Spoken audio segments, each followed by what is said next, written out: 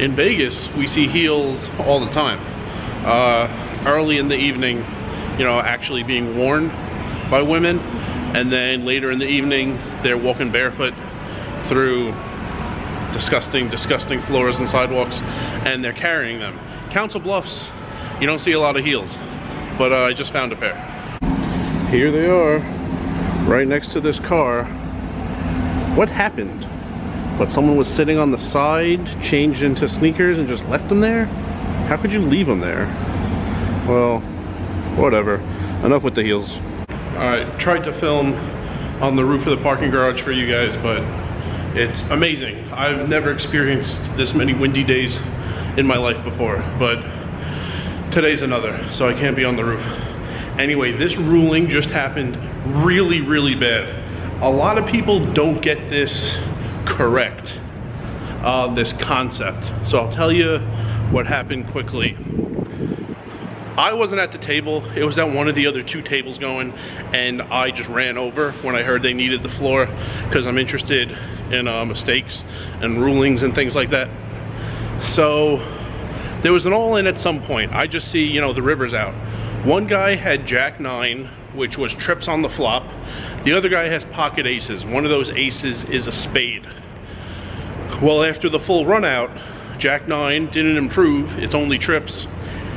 Aces, with the ace of spades, 4 spades hit the board. So aces should win with a flush. They said aces flipped his cards over, only the ace of spades. The other ace, one of the red ones, was face down. Now the guy who played the hand was not the one who turned those cards over. He turned over the ace of spades. I guess he turned over just the spade, thinking that was enough, and no one said, you know, 2 cards to win, which they usually do. So he didn't turn over the other card, but the cards happened to be very close to the 8 seat, and the 8 seat turned over the red ace that was face down. Now both of his cards are face up. The dealer didn't know if that was a live hand or not. The ruling was, first of all, I guess somewhere in a rule book it says, you know, say these words in the best interest of the game if you have no idea what you're doing, and that covers any, you know, any guessing or any controversies. You just get to make up whatever you want if you don't know the rules. So the floor said that in the best interest of the game, which should be followed by aces win, because he actually had the best cards. No, he said trip jacks won. Terrible ruling. Even without the best interest of the game, air quotes, let's get some more because it's so stupid to say that.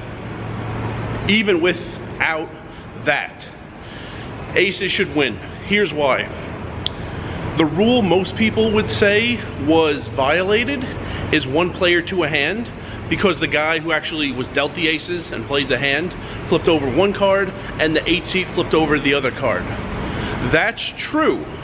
When someone else flips your card face up and tables your hand, 1 player to a hand has been violated. The thing, here's what the concept I mentioned earlier.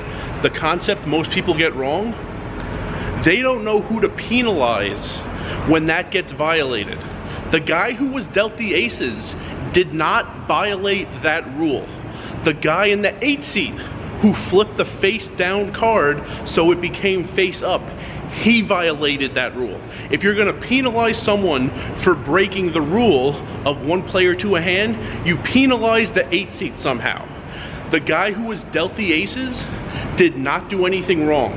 He's benefiting from someone else breaking a rule, but there's nothing he could do about that. He did not break the rule, and his hand wound up tabled face up. That hand is live, definitely. I don't care how many floors say something else. The aces should have won. I actually talked to the guy who had the trip jacks. I went over to him shortly after this and said, you know, that was a terrible ruling, you shouldn't have won. And he said, yeah, I know, that's why I just gave him cash out of my pocket. So that was amazing that the player did that. But the main point is, when a rule is broken, who breaks it? It's the same thing. What happens more often is, like, you know, one guy shows, the other guy's looking at his cards, no one knows what he has, and someone says, you don't have a club? And now he realizes it, and he shows his cards. He didn't see a flush was possible, or that he had a flush himself. Same thing, when that happens, yes, one player to a hand has been violated, but the guy who's winning the pot did not do the violating. The player not in the hand violated that rule. He's the one to penalize, because he's the one who became the second player to the hand. So if you're going to penalize someone, know who you're penalizing and why. Aces should have won. In the end, kind of a loophole under the table. Mr. Aces got I don't know how much money. I don't know what he started the hand with, the entire pot's worth. I don't know that, but he was compensated somewhat, and that was a really, really bad ruling by the floor.